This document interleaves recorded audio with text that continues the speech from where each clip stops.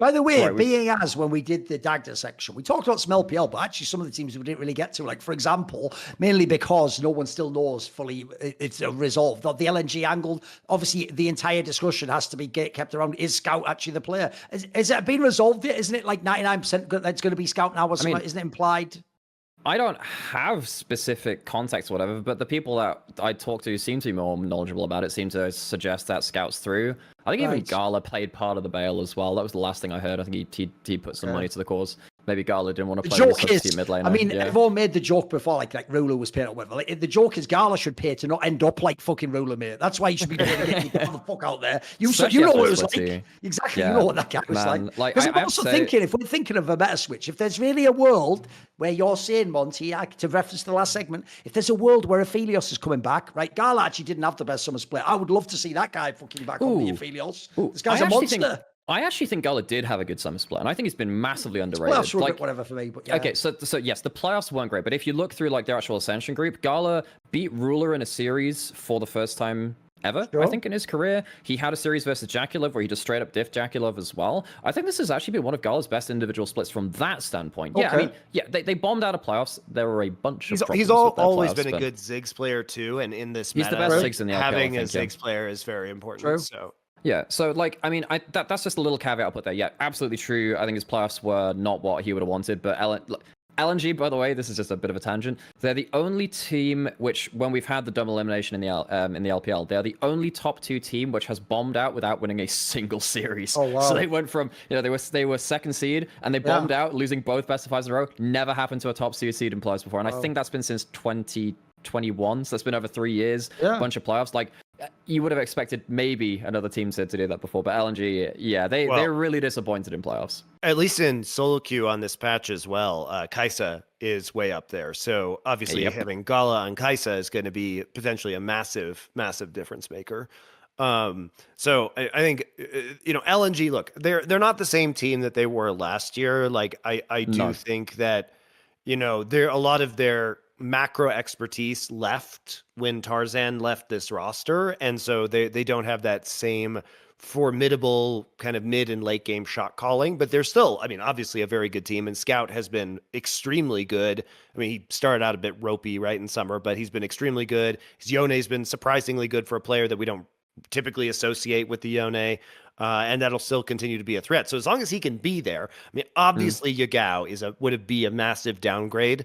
He's just a different archetype of player, which is just so different. I mean, he was also just individually performing badly. Yeah. Beyond that. Yeah. Also, by the way, if you only watch Worlds, what's sad is almost the same narrative played out. Like, that Zika guy isn't actually like the world's best top player, but he did a glow up again. He actually looked like at the end he got stronger again, right in the world. So it's like, I know everyone felt he was overhyped because of playoffs last year. He's like the Keen of China. He's the guy who does his job. You know what I mean? He's the unsung hero, 100%. Yeah. When LNG sucked in spring, and God, LNG sucked for most of this year. Zuko was the one guy that was like really still pulling his weight and like making game-changing decisions in team fights and stuff like Asante. So yeah, I mean, when the conversation comes about LNG, you do have to talk about Scout, and that is completely correct. However, spare a thought for some of these other players too. Worth noting that probably the biggest thing, because this ties in Weibo as well, Weibo and LNG basically took their junglers and switched them on teams. So we had 2 very different mid jungles with 2 players on either team, which played a very similar style. I think Scout and Tarzan are both kind of like, they are the flowchart players. They have, I'm making this play, and Dagda was talking about them hitting certain timings earlier. I did have a listen into that in terms of like, yes, we're using very specific wave states and timings and resets to make this happen. Scout and Tarzan are very much playing from the same book when they do that, and they worked very much in tandem for that. Scout would get control on something like a Jace, and then suddenly when Tarzan would go into the jungle, a Shock Blast can come in from half a screen away. It's effectively a semi-global. It's not quite the same, but it's worth thinking about it in the same kind of way. And then you looked at Xiao and Weiwei, much more free-flowing, much more, I like to call Weiwei more like a jungle gremlin, where he just kind of hits level 3, and you just mess around your jungle. He has a great time of it. Poppy, Rel back then, Trundle was another big pick of his as well. And Xiao is very happy to play towards that too, because Xiao has also been one of those very freeform, okay, reactive, play in the heat of the moment kind of players, and just kind of use his experience and expertise to work his way through Fog of War and use his playmaking tools very effectively. Okay, so when you switch the junglers out of them to the player of the opposite style to which they're playing, it takes a lot of time to get that right. And that's why LNG and Weibo sucked for like 90% of this year. Yep. They sucked so much. And then it kind of came around to, I mean, God, Weibo were like a series off of not making it into the Ascension group. Oh, no. They got beaten. Like, look, I love this team. The team that beat them, they lost to Ultra Prime twice in series. Now, if you don't know who that team is, yeah, you don't know who that team is because they've not exactly been relevant. Now they're great. I love their social media guys as well. They're a really fun team to kind of be tangentially involved with. But yeah, like Weibo did not start this year very well, this summer very well, because of course they had the changes from top jungle to Breathe and then Tarzan coming in later into the year. And that integration took time, and it took a lot of losses as well to figure stuff out, because effectively what you had to do is find a compromise between Tarzan and Xiao, where Xiao could kind of bend towards Tarzan's more methodical style of play, where he does go for these very intricate, well thought out early pathing decisions, where, you know, he will choose to go a slightly different route to get towards bot lane to pressure them well, or towards top lane to put Breathe ahead on someone like a Nasus matchup or a Renekton where he can stomp lane, and then kind of transition into like a side lane style where again Tarzan is kind of controlling the flow of the game.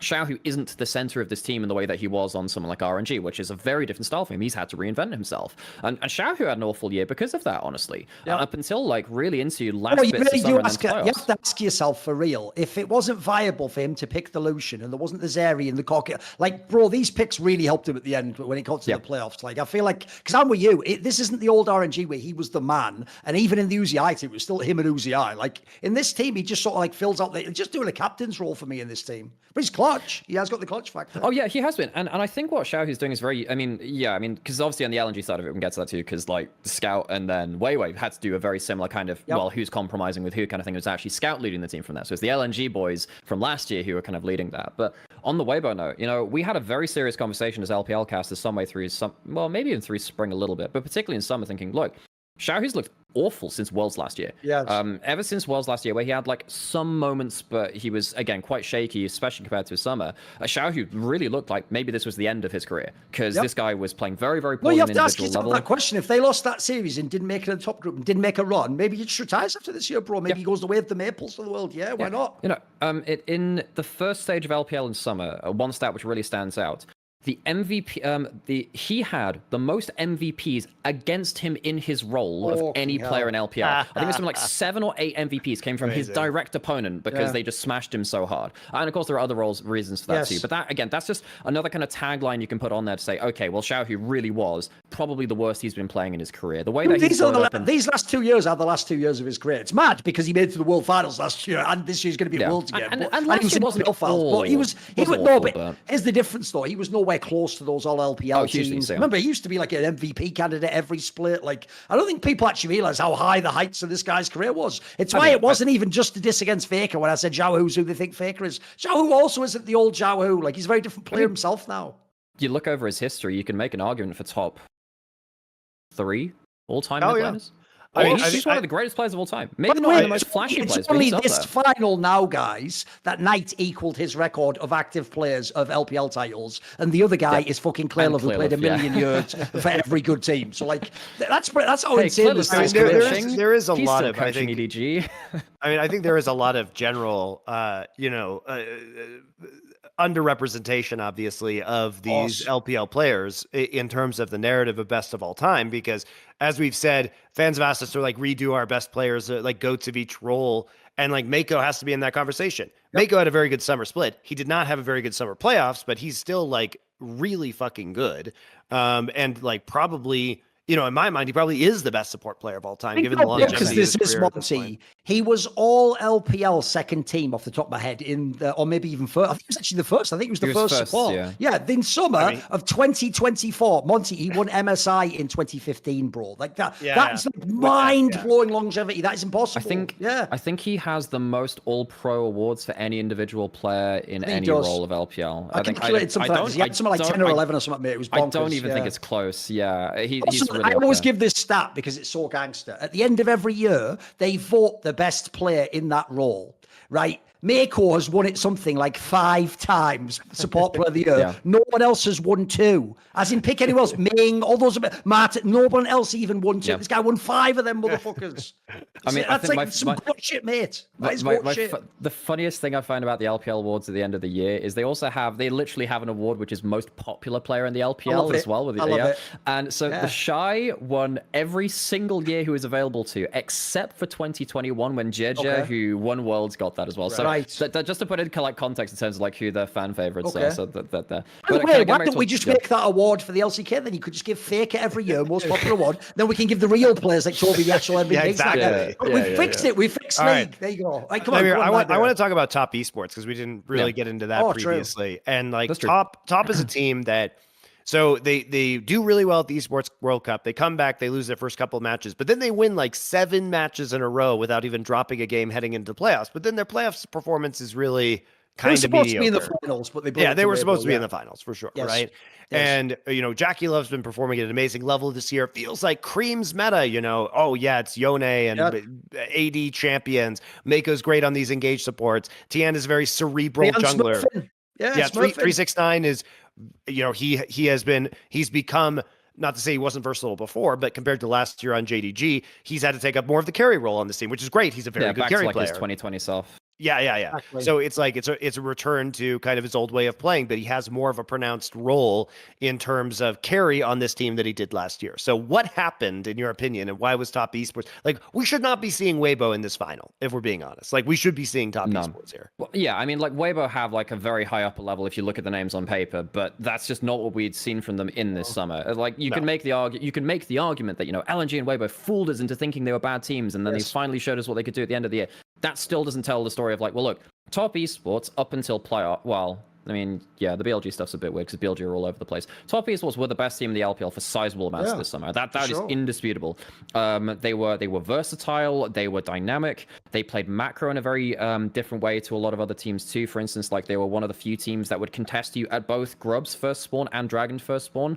Basically, everyone was handshaking, whereas Tian would be like, "Yeah, no, I'm gonna have a winning bot lane. I can just go towards this instead, and I can contest you on both sides of the map." No one else was really doing that. That led them to get huge early game advantages. That allowed them to snowball through things. Him and Tian and Mako would move across the map really, really well to kind of exacerbate those kind of leads as well. Fantastic team throughout the majority of summer. But this team has choking issues. They have just massive mental fortitude issues. And that's the only thing which I can really come down to in my head in terms of, well, why are they just failing at these elimination high-pressure matches? The BLG series and playoffs, I put less weight onto because BLG was so goddamn good. That to me is like, I can kind of put that in a box on the side and say, look, that's a BLG thing, not a top thing. Right. But losing to Weibo in the way that they did, that to me is a big alarm bell again. Because now if you look at Top Esports, well, I suppose this is going to be a little bit slanted anyway, but like if you look at their record and the way that they play in elimination matches throughout all of this year, it is absolutely shocking. The way they played against G2 at MSI when they got knocked out there,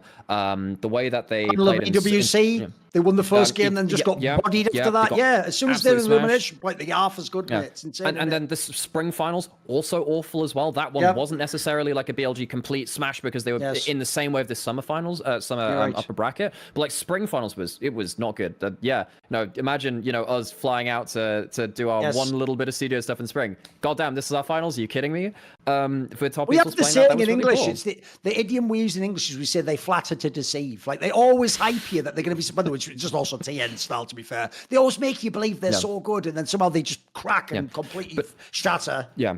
But the one difference I'll say for this summer playoffs against Weibo is that the choking did not, for me, come from Tien in this series. I actually think Tien played pretty well in this one series. I think Mako had an absolute shocker. I have no idea what's happened to Mako in a lot of these series too. I think that it would be a mistake to narrow the view down to just Tien teams choking and stuff that. I think that, yes, he can be a part of that, and I think he was at MSI versus G2 for large parts of it, even though he played very well against Gen G earlier in that tournament. I think Spring Finals was also a Tien choke as well. This summer, this playoffs was not necessarily about him. I think Mako played very poorly. I think that 369 is in a really weird spot now where 369 team fighting is still some of the very best that League of Legends has to offer. His team fighting is absolutely absurd. If you want to know why AD carries look so good on teams with 369, look at the way that he peels for them in team fights. It is absolutely absurd. He's the best peel top laner of all time to me. It is unreal what he manages to do like that.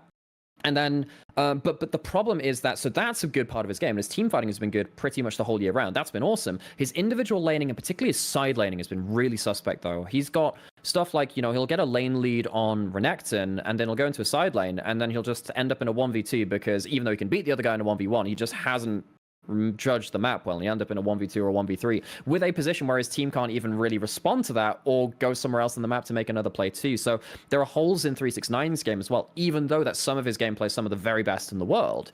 I think Cream, when he played against Knight, absolutely bodied. When he played against Xiao, he was solo killed a million times, and that was a huge issue. Yep. Cream. This was a very important year for Cream. He's not a rookie anymore. He's been playing since 21, 22. He is kind of just beyond that rookie kind of bracket right now. And this was his time to really think, can I become an elite mid laner in the LPL? I think it's been shown with some of his games. He's got the team Nymera where if he's good enough, he can win everything with this team. He's got exactly. I think how many other mids must be looking at this, thinking, give me that squad mate, I would win everything. Yeah, this is like the cusp player dream where you have everything right on your roster with all players which are versatile, can do whatever you want. This is your chance to use that to not have any excuses to say like, oh, but these players would let me down or something like that on an individual level through that. But Cream was dumpstered by Shiau in a 1v1, dumpstered by Knight in a 1v1, and even against Scout. You look back again, okay, not the series that they won 3-0 against them in playoffs, but even you look back earlier in summer, the LNG series that they played, because they were in the same group at the start of the year as well. Scout was doing well into Cream, even individually back then. There was like one game where Scout played a really bad LeBlanc game and whatever, but that was largely through a level 1 snowball, which got really strange. On the whole, Cream didn't play individually well into the other top tier mids, so that didn't help either.